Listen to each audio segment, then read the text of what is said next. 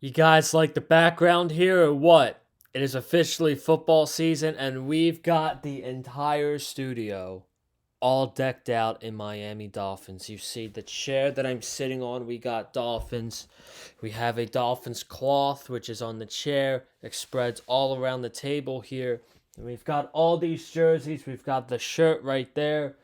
Tyreek Hill, Tua, Jalen Waddle. We got the banner back there, of course. We're all set up and we're all ready to go for the season. You guys see these jerseys now, but these jerseys won't be up on every single game because I will be wearing them most of the time. So we'll be switching it around a little bit, but I've been doing this for a very long time. This is now my fifth official season talking Dolphins football. Okay, I started middle of 2020.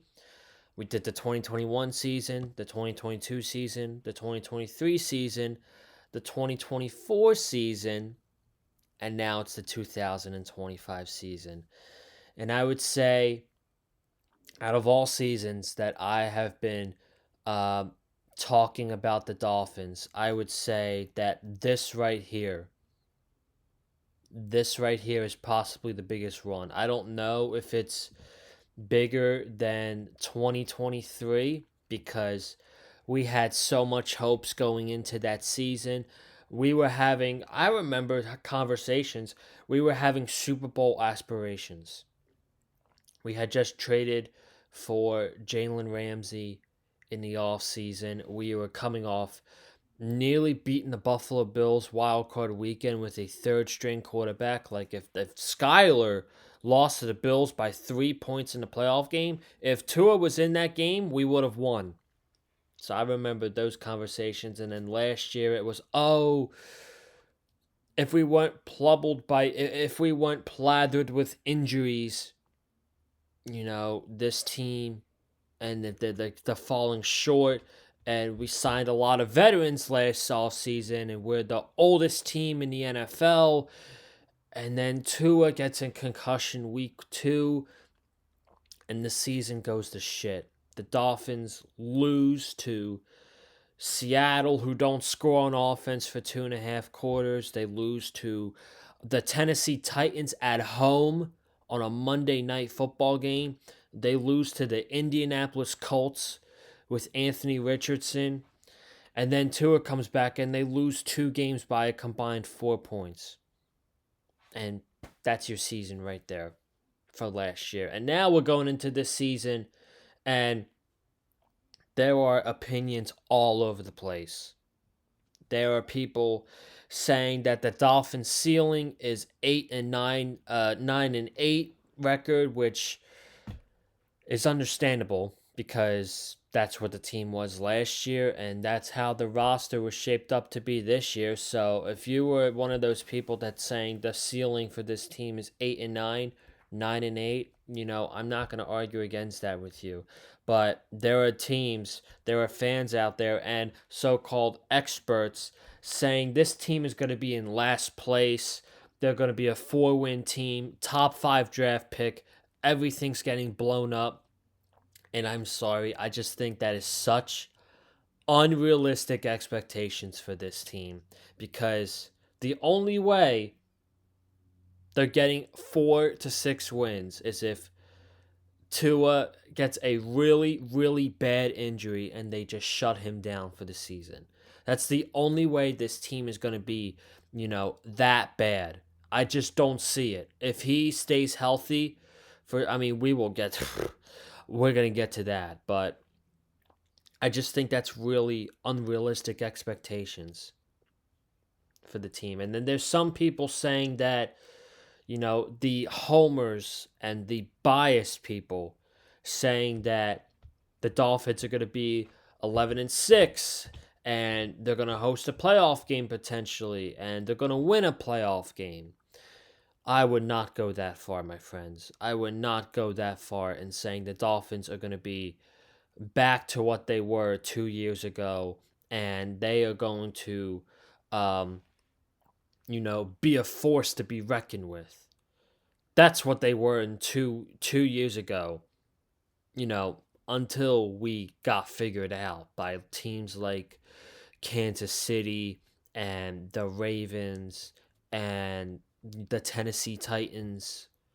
Um, we were a force to be reckoned with every single week in 2023. I just don't think we're going to go back. We're going to go back to that because teams have figured us out now. They know how to stop Jalen Waddle and Tyreek Hill, and they know how to stop the bubble screen and all that stuff. So, how is Mike McDaniel going to respond? We're going to talk about that as well. And I have four things that I want to talk about that this season is going to come down to. But if you haven't already, before we get into this video or this podcast, subscribe to the channel, okay? It is fucking game week. It is our first game week of the 2025 season. We have a game on Sunday, folks. Yes, 1 o'clock on Sunday against the Indianapolis Colts. We're going to be kicking off the 2025 season. And that is not the only video. This is not the only video that I have planned for you guys this week. No, it is only Monday. Folks, we are just getting started, okay? So we have this podcast today previewing the 2025 season. Wednesday, it'll be short. Week 1 NFL predictions on Wednesday. It'll be a short 10-15 minute video. Thursday, I do have another video planned. It's called The Potential Last Dance of Tua, Tyreek Hill, and Mike McDaniel. Because, you know, those are the three individuals this team is built around. This team is built around Tua, Tyreek Hill, and Mike McDaniel. So we're going to talk about the potential last dance. That's literally what I'm calling this season. The last dance.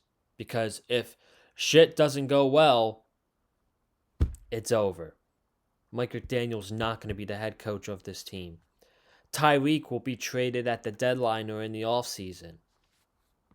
I'm not ready to talk about that yet, but we're just facing potential reality here. The only one who might be back is Tua. So that is to talk about far into the season if we get to that point. And then Friday is our first preview of the season. Friday night, previewing the Miami Dolphins, Indianapolis Colts Week 1 matchup. That is Friday. Saturday, we're off. And then Sunday, first post-game recap podcast of the year. The Miami Dolphins, hopefully coming out of Indianapolis Week 1 with a big old W. That's what we need to start the season. This is a crucial Week 1 matchup against Indianapolis, but we're going to talk about that later on in the week. For right now, I have topics that I want to talk about, okay? And I have 4 topics that I want to talk about, and I'm just brainstorming what order I want to go in with in my head. The first one I want to talk about is Tua Tagovailoa, okay? And I'm telling you, these 4 things is what the season is going to come down to. So the first one is obviously Tua. And when Tua is on the field, he's crisp, he's accurate, he's quick with the football. He is a magician at operating this Mike McDaniel offense. In my opinion, when he is on that field and he is healthy, he's a top 12 quarterback in the NFL. I won't say top 10, but he's a top 12 to 13 quarterback in the NFL when he's healthy and he's operating the Mike McDaniel offense. You saw it in 2023, putting up big-time numbers every single week. Even last year, when he came back and he was putting up big-time numbers and he had 3 incompletions in Buffalo, that was such a great game from him. Even though we lost, that was probably his best game of the year, outside of the Patriots game last year, at Hard Rock Stadium, which that was his best game of the year last year. He was unbelievable in that game. Um, but outside of that Patriots game, the game in Buffalo was Tua's best performance all year last year. 3 incompletions, and he can play against good teams, guys. Yeah, the Dolphins, they have this they have this shell that they just can't beat good teams. They can't beat good teams and they can't win in the cold. And you know, Tua plays good against good teams, guys. Look at the past couple years against Dallas, against the Patriots defense was tough a couple years ago. Um, Last year in Buffalo, the Rams game, he bounced back in the second half, making big time throw after big time throw on third down. You know, his stats were good against the Packers last year, but did it matter? Absolutely not, because they were atrocious the first 3 quarters.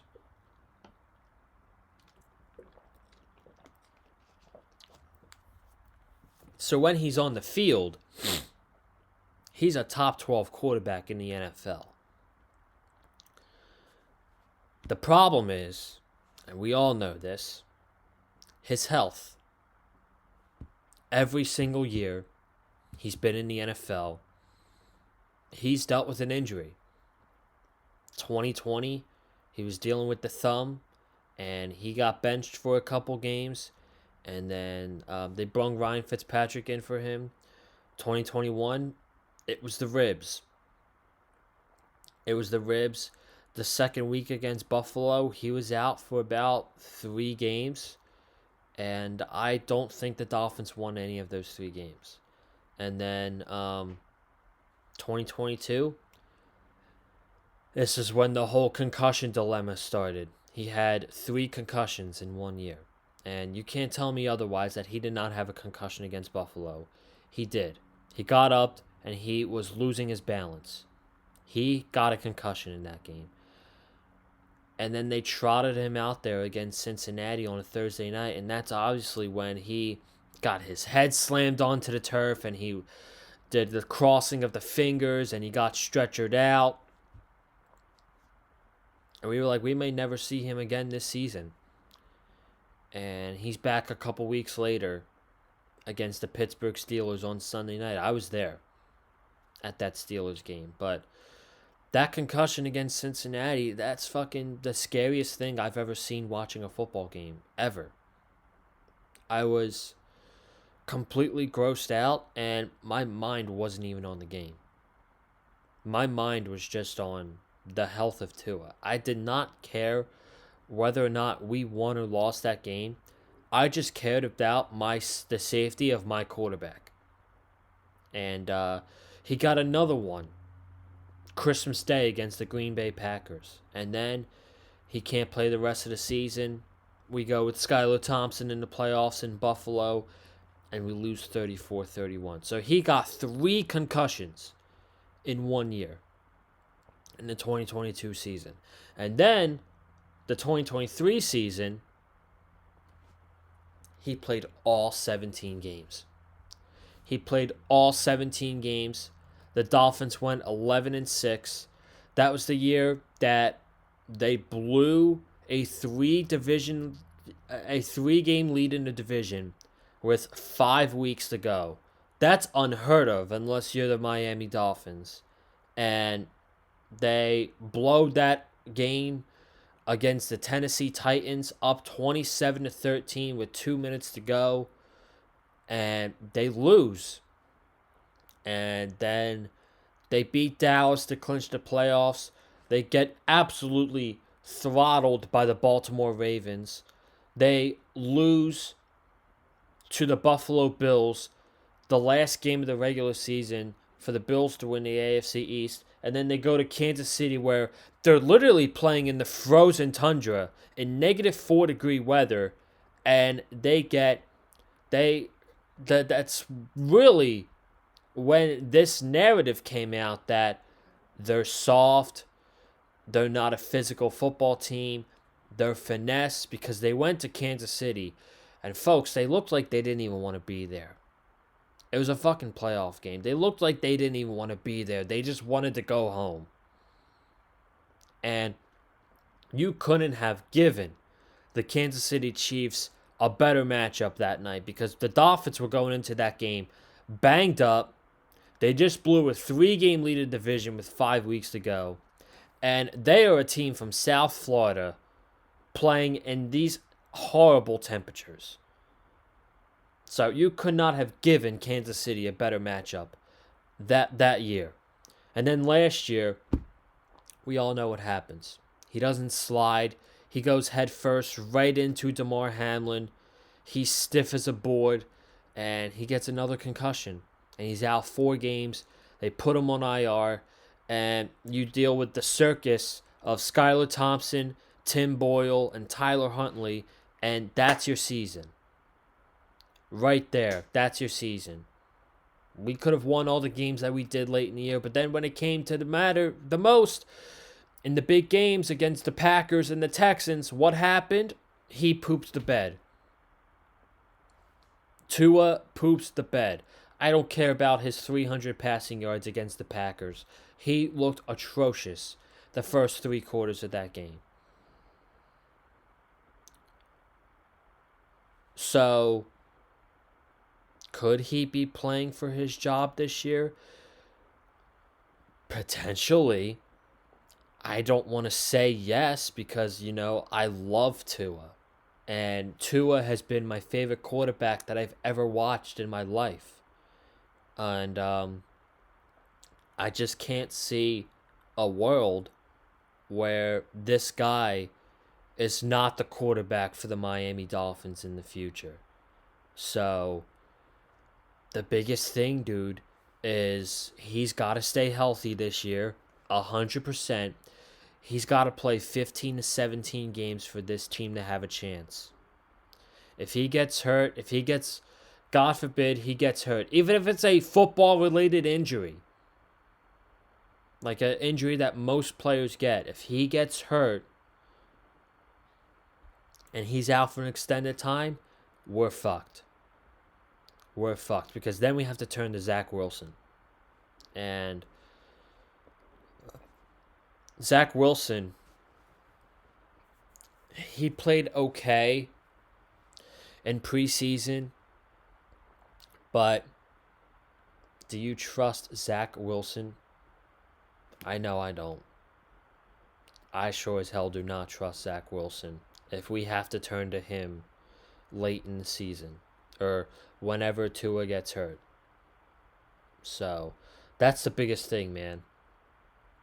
He needs to be healthy, and he needs a signature win. What signature win is he going to get this season?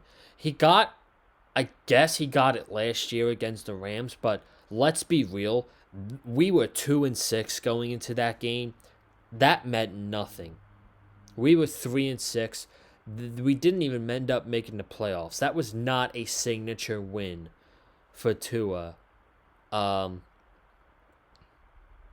year. I would say his signature wins in his career was Baltimore and Buffalo in the 2022 season, the Chargers and the Cowboys in the 2023 season, and then he did not have one last year. He needs a signature win this season, a big-time win against a big-time opponent. What team is that going to be? I don't know. I would love for it to be the Bills. I would love for it to be the Ravens, since I'm thinking the Ravens are going to be the best team in the AFC. They're the most talented team in the AFC, in my opinion. So, like, say Tua got a win against Buffalo, or Tua got a win against the Ravens, or Tua gets a win late in the season in Pittsburgh. That's a signature win right there. That's a big-time win for Tua. So we need to see him get one of those big wins, and he needs to stay healthy. So let's move on to our second topic, and that is the offensive line. And I am big on the offensive line this season. Did you see how they played that last preseason game against Jacksonville? Horrible. Absolutely horrible. There's no way that Tua should have gotten sacked the last. There's no way Tua should have gotten sacked against backups in a preseason game. The offensive line was not good in that preseason game against Jacksonville. They need to be better. And I have confidence in a couple players. Aaron Brewer, I have full confidence in Aaron Brewer. He is a top 10 center in the NFL. He deserves to get paid more than what his contract is. I have all the confidence in the world in Aaron Brewer. Another guy that I have confidence in, believe it or not, Patrick Paul. Our big second round left tackle last season, the student to Teron Armstead. Teron Armstead was the teacher. Patrick Paul's the student. Now the student takes over for the teacher, and he has been getting a ton of praise this offseason in training camps, in joint practices with Chicago and the Lions. And he was good in a couple. He was good against Chicago. He was fine against the Jaguars last week, but or a couple 9 days ago, and I think he could pan out. Like, I would give him this season, and then next season, and then in the future. If he's fucking playing elite level of football, man, you gotta pay the man. That's far down the road, though. I'm not talking after this season. Not even next season. The following season. That's when you, gotta pay Patrick Paul. But outside of him, outside of Aaron Brewer and Patrick Paul, I'm not confident in everybody else. Jonas Savaiinai is a rookie, so I hope to have more confidence in him as this season goes. But, he's a rookie, and we traded up to get him in the draft, so I hope he pans out the way we want him to. James Daniels is coming off a torn Achilles. That's why I'm concerned about him. He's fine, but again, he's coming off a torn Achilles. That's why I'm worried about James Daniels. And then Austin Jackson. Austin Jackson's back practicing. That's awesome. But I don't want him to be the new Teron Armstead, where we're questioning every week whether or not he's going to play or not. He's banged up every single week. He is he's an injury-prone player. And if he goes down, Larry Borom is the backup. And that is scary because Larry Borom is complete, utter trash. He's horrible. And you see him on the field, and he is Tua's blindside blocker. You better cross your fingers. Because that man is hot garbage.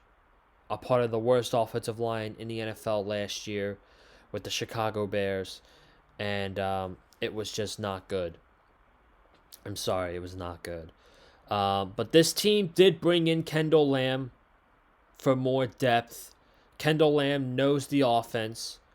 And I actually figured something out on Wednesday. When this team brought in Kendall Lamb and Jeff Wilson, it makes you realize this Mike McDaniel offense is harder to memorize than people would assume.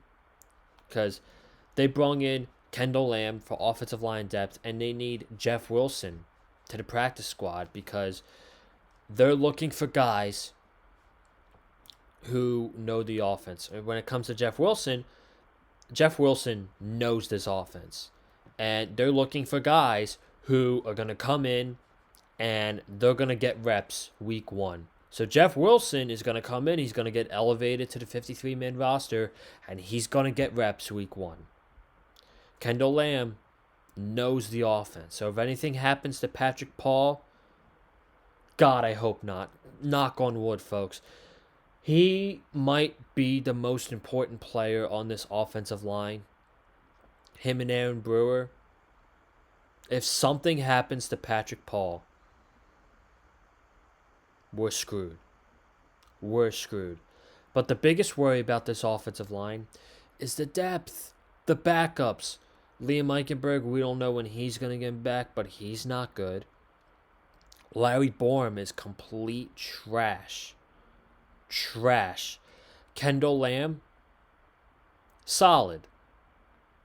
Solid. Daniel Brunskill, pretty underwhelming, folks. Pretty underwhelming. Keon Smith, pathetic. So those are your backup options. Kendall Lamb, Larry Borum, Daniel Brunskill, Keon Smith. Are you excited about that? I'm sure as hell not. That is very concerning going into the season. What else can we do? What else can we talk about? Let's talk about the secondary. We got to talk about something with defense.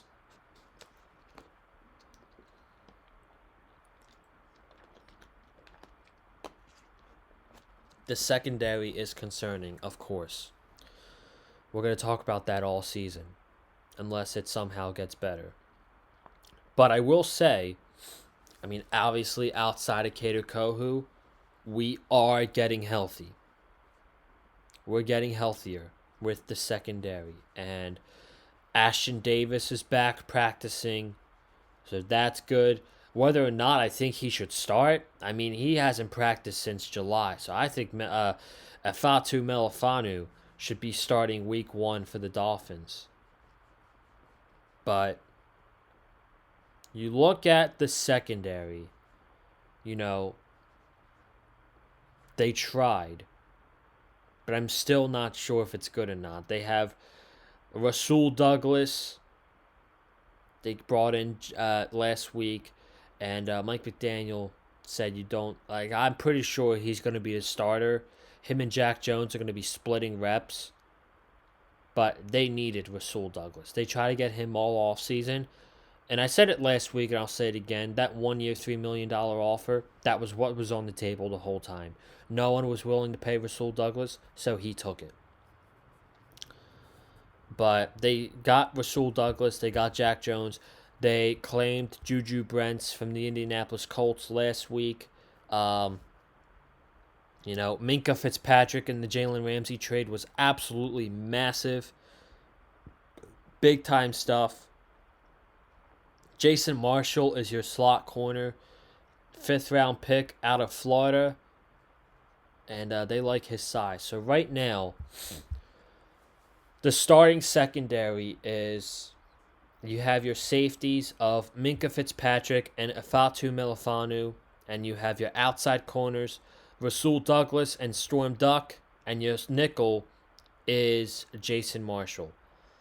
Very young. I like Minka Fitzpatrick. He is a very positive part of this secondary. The combination of Melifanu and Ashton Davis is hopefully good. And the other secondary concerns me. The corners are absolutely concerning to me, man. Rasul Douglas, yeah, we got him. That's great. We need a veteran in the room. But he's coming off one of his worst seasons of his career with the Bills last year. And Storm Duck is very young and he's inexperienced. And Jason Marshall was a 5th round pick for a reason. So last year they had veterans and guys established like Jalen Ramsey and Kendall Fuller. Totally different this year. Totally different with guys like Storm Duck and Jason Marshall in the secondary. Because, yes, we have a gross front seven. It's awesome. Zach Sealer Kenneth Grant, and then you got your 4 pass rushers of JP, Chubb, Chop, Matthew Judon. You've got really good linebackers. That's awesome. But guess what? It's the NFL. It's unpredictable. Your front seven is not going to get home every single week. Is that going to be in the 5 things? In the 3 things for each offensive defense? Is getting home to the quarterback going to be a key? You bet your ass it's going to be. But it's not going to happen every single week. So the secondary, it's going to be an important part of the season. And then finally, and I wanted to save this one for last, and we're going to talk about him more on Thursday, but Mike McDaniel. Mike McDaniel. We're going to talk more about him on Thursday. But this is such an important season for the Dolphins. And if you ask me, both him and Chris Greer should have been fired after last season. Absolutely. You could have justified them being fired last year. Stephen Ross did not. Stephen Ross was committed to Chris Greer and Mike McDaniel. This is such an important year for the Dolphins. And there have been years where they've gotten off to a slow start and they get wins late in the season, but then it's not enough come the end of the year. 2021, they started off 1-7 with Brian Flores. They win 7 games in a row, but it doesn't matter because they lose 1 game and they're out. So you win all these games in a row, but that doesn't matter because you started the year 1-7. You look at last year. You were 2-6 after 9 games last year. 2-6. And yeah, you win 3 in a row, but then you lose to Green Bay. And you lose to the Texans. And yeah, you win 6 out of your last 9 games, but it doesn't matter because you got out to a super slow start. You started your first 9 games 2-6. Or first 8 games, 2-6. And you look at all the coaches in the NFL. And Mike McDaniel's seat is on fire. His seat is literally on fire going into this season. And if we get out to a slow start and we start the season 1-3, or God forbid, we start the season 0-4, I'm pulling the plug on Mike McDaniel. You've got to fire him if we start the season slow. I'm giving him 4 games. I'm giving him the Colts, the Patriots, the Bills, and the Jets. And if we start out 2-2, fine. If we start out 3-1 or 4-0, that is awesome. That is absolutely where we want to be. But if we start this season 1-3 or 0-4, Stephen Ross cannot wait until the bye to fire Mike McDaniel because we have a late bye this year. We have a bye week 12 after the game in Spain.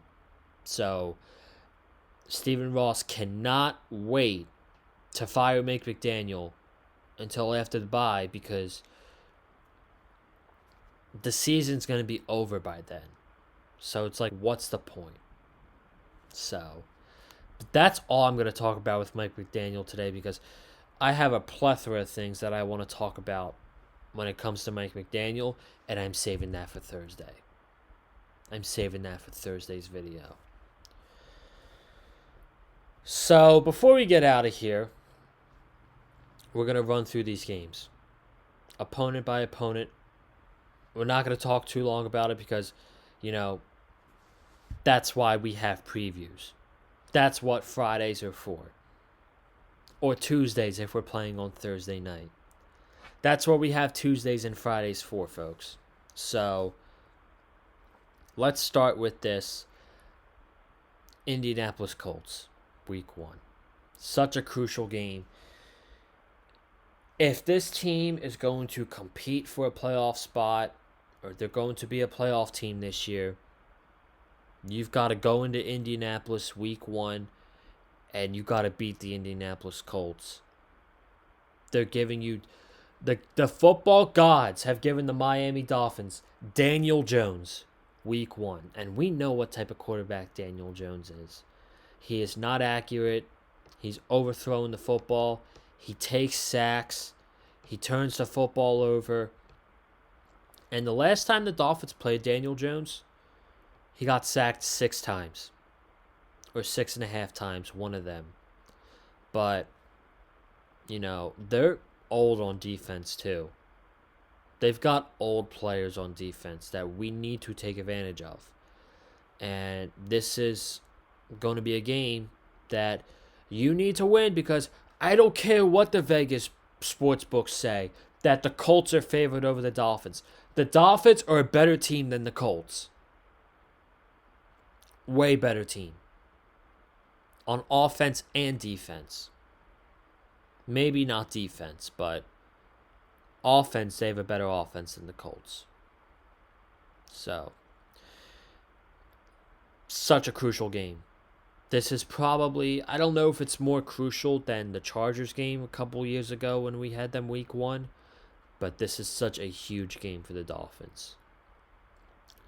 Then you look at the next 3 games. You have the Patriots at your house on a 1 o'clock. Welcome to the sun, Drake May.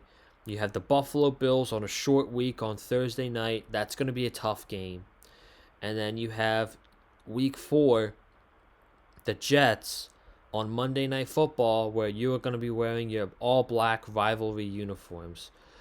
Those 3 games, those 3 division games will set the tone for the season. That's going to set the tone for how the season is. If you are 2-2 after those games, you've got a chance. If you're 3-1 or 4-0, man, you're in a great spot. And if you're 1-3 and you're 0-4, your season's probably over. Because the schedule later on in the season is not going to allow you to play catch up. It's just not.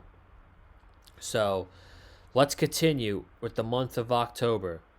You play week 5 at the Carolina Panthers, which the Panthers, you look at this game 2 years ago, like we had them, you're already chalking that up as a win. Last year, if we were playing the Carolina Panthers, you're chalking that up as a win. This year, you're playing the Carolina Panthers. I don't think you're chalking that up as a win. Should we win that game on the road? Yeah, we should. But the Panthers, they have momentum going into this season. Their defense stinks. Their run defense stinks. We should be able to run all over them. But their offense ended off last season in a good note. So that game against Bryce Young is going to be tougher that's going to be a tougher game than we think it is. So do not sleep on the Carolina Panthers. Week 6 against the Chargers, another Tua Herbert matchup. This will be their 4th time facing each other. And this is actually, I like to go to Hard Rock Stadium for one game during the season, and this is the game I'm circling. I don't have anything yet, like hotel, flight, or tickets, but I really want to go to this game, week 6 against the Chargers. That would be the game I'd want to go to this year. Week 7, you play the Cleveland Browns on the road. They are probably the worst team in the AFC this year. Joe Flacco, old man Flacco, is their starting quarterback. Will Dylan Gabriel or Shador be in by the time we get to week 7? I don't know. We'll have to see. Week 8, the Atlanta Falcons on the road, low key. That's a sexy game right there. That's going to be a really good game. That should be a high scoring game.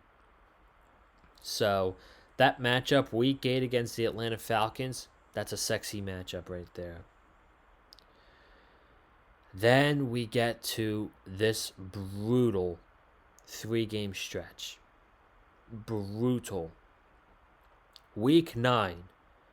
You're at home on Thursday Night Football, but you're playing the Baltimore Ravens. That's going to be a tough game. You're going to have to be super physical in that football game if you want to win. You're going to have to play really physical. Week 10 against the Buffalo Bills at home.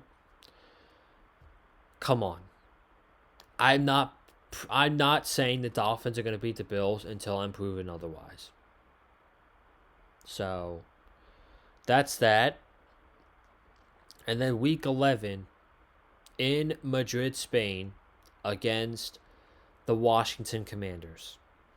Jaden Daniels, Rookie of the Year last year, has all the expectations in the world. Terry McLaurin just re-signed. That's going to be a tough game to win. You're going to have to catch up. You're going to have to keep up with the Washington Commanders in that game. That's going to be a really tough game.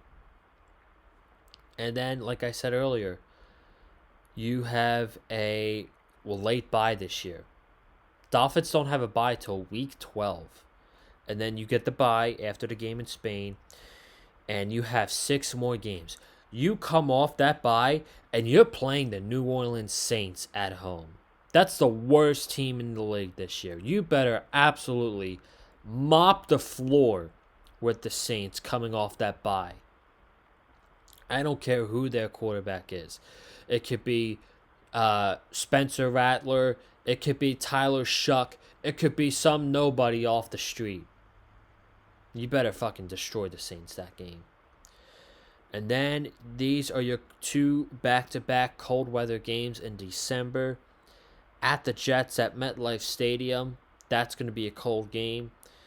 And then on the road on Monday Night Football against the Pittsburgh Steelers against your old friends Jonnu Smith and Jalen Ramsey. That game, there's going to be a lot of talk going into that game if the Dolphins are in playoff contention by that time.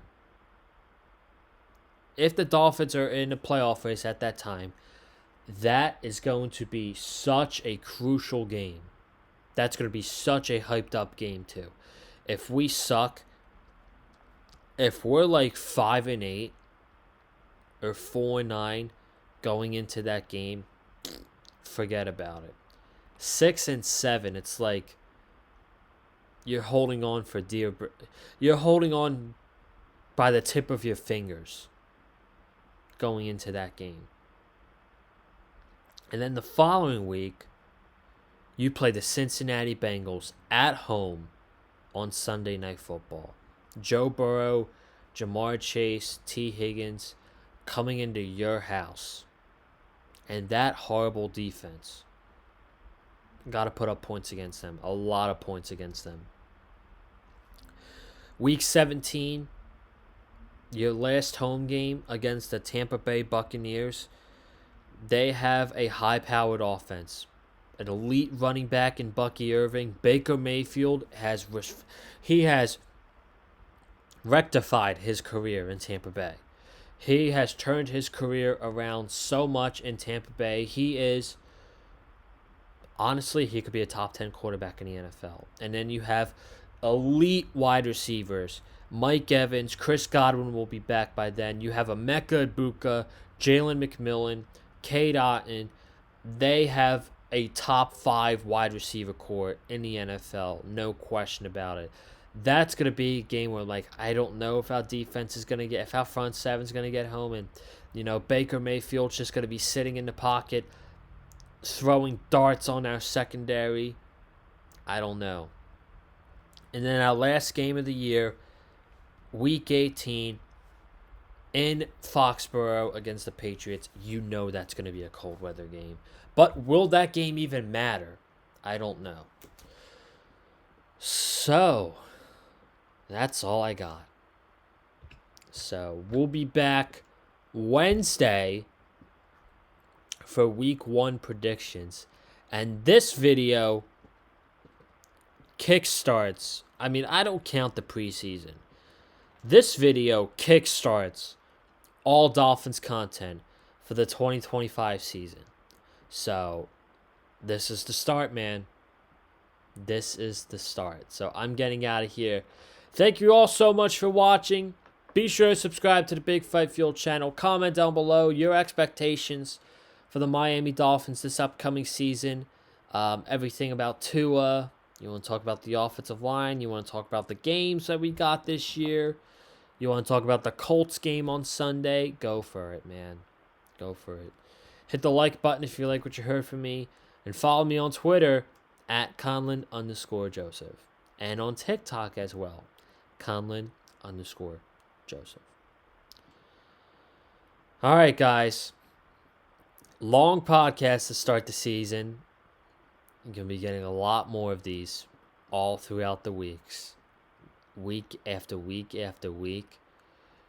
And whether or not it's good or bad for the team this year, we're always going to have fun making content here on the Big Fight Fuel channel, talking about our favorite football team, the Miami Dolphins. Have a good one. Stay safe. Enjoy your Labor Day, too. And fins up. Go Dolphins.